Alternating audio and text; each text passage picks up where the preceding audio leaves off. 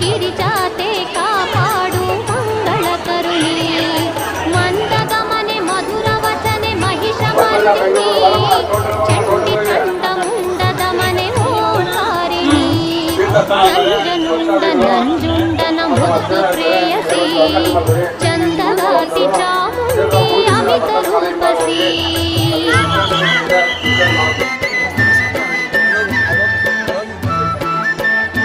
ಮತ್ತಷ್ಟು ಪಾಪುಗಳಿಗೆ ಸ್ವಚ್ಛತೆ ಬರ್ಕೊಂಡಿದ್ರೆ ದೇವಸ್ಥಾನಕ್ಕೆ ಊಟ ಮಾಡಬೇಕು.